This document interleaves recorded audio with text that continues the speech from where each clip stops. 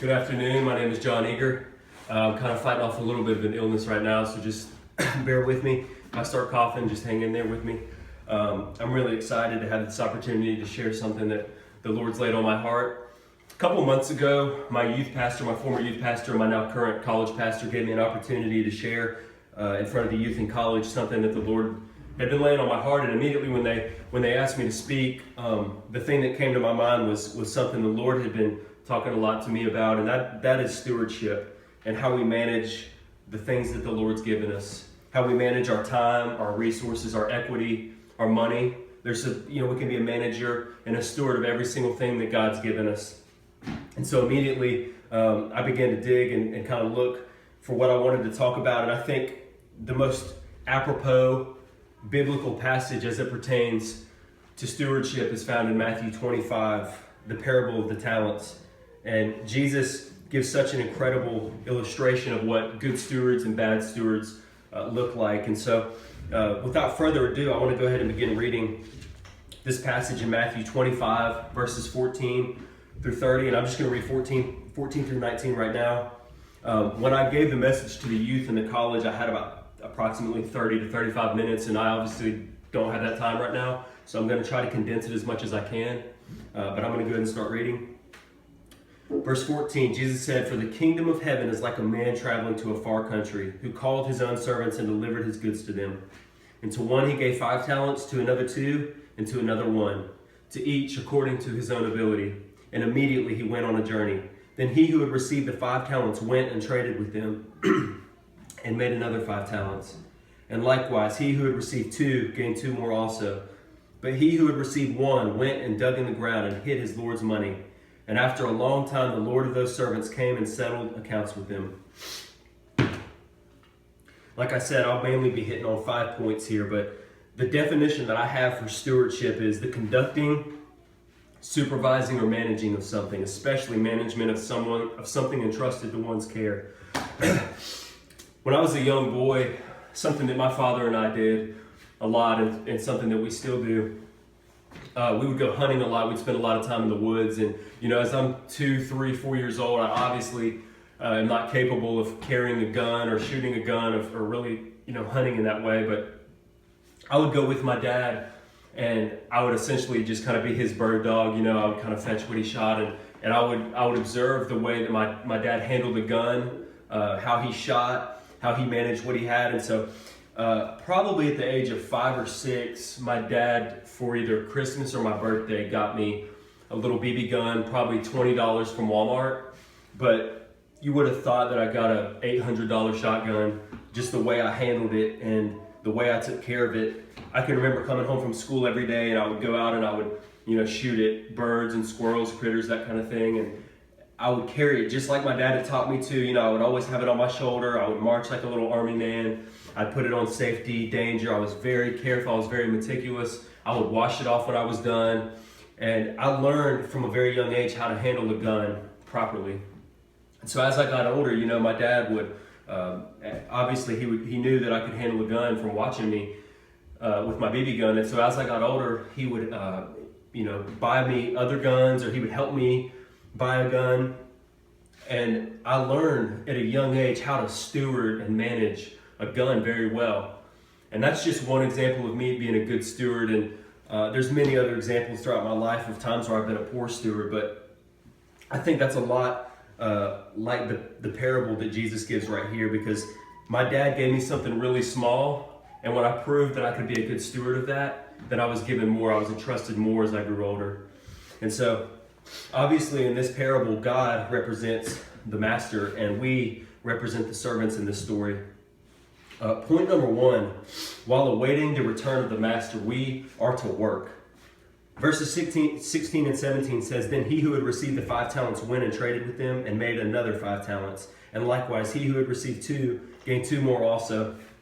Here's the thing. We reap exactly what we sow. And I know that so many times people, we have these tedious tasks that we have to fulfill, whether it's at work or school, and it's just redundant, and we do the same thing, just the mundane day-to-day jobs, and we get tired of it. But the thing is, a Christian should use our talents to glorify God.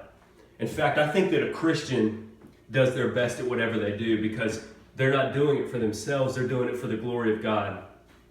And I just think that as a believer, we should go out and we should do our very, very best. I think that's one of the best witnessing tools we have. You know, obviously you witness with your mouth, but we witness with our actions. And when people see us giving our very, very best at whatever we do, whether it's a minuscule job or it's a very big job, when people see us give our best at whatever we do, I think that speaks volumes to who we're serving and who we're doing it for. I think that's huge as a witnessing tool, to give great effort in everything that we do. And these two men right here, the first two servants who went out, they didn't make more money. They didn't get a return on their master's investment by sitting around. They went out and they worked and they invested the money wisely, and they eventually doubled what they were given. While the third chose the lazy route and he didn't go out and do anything. He didn't work to get a return on the master's investment. And point number 2, God always gives us what we need to do what he's called us to do. Let's look at verse 15 really quick. And to one he gave 5 talents, to another 2, and to another 1, to each according to his own ability. And immediately he went on a journey. See, here's the thing. When you read that, you're thinking, that's not really fair. The master gave the first servant 5 talents, the second servant 2 talents, and the third he only gave 1. How could he expect the third servant to go and do anything productive with 1 talent? He gave him, a fifth of what he gave the first servant. That's not really fair. Well, here's the thing. I thought the same thing until I researched it. And I found that a talent in that day is the equivalent to about $1 million in today's currency. That's a lot of money. And back then, a talent was a lot of money. And throughout Scripture, God calls people to do things that are, crazy sometimes and that are huge, but he always equips them to do exactly what he wants them to do. He always is going to give us what we need to do what he wants us to do. And just like with this third servant right here, he gave him more than enough currency to go out and to be productive. He gave him more than enough to go out and get a return on that investment. And the third servant chose not to do that. But the thing is, God is always going to give us what we need. He's never going to under-equip us and send us out to do things that we're not capable of doing. He's always going to give us exactly what we need. And point number 3, we all have different abilities. Let me look at verse 15 again.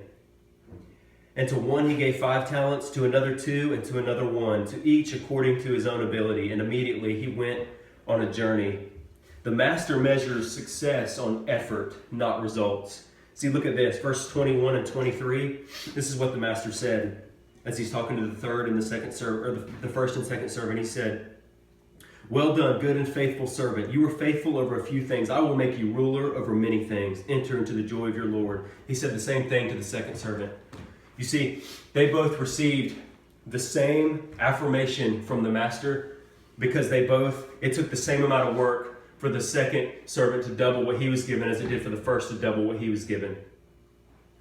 It's like the woman in the Bible who gave all she had to the Lord in the temple. She gave all the money she had, and although others were given more than her, she gave all she had, and Jesus blessed her for that.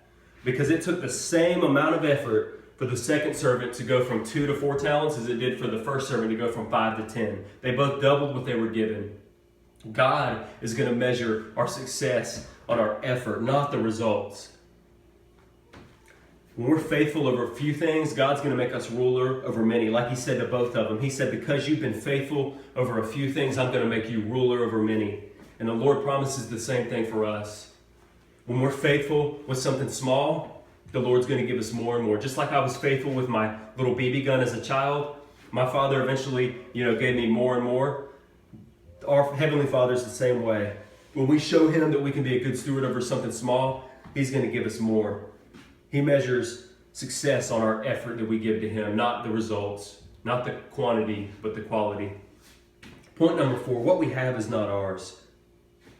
A quote from C.S. Lewis says that owners have rights, stewards have responsibilities. And here's the thing, we are all stewards.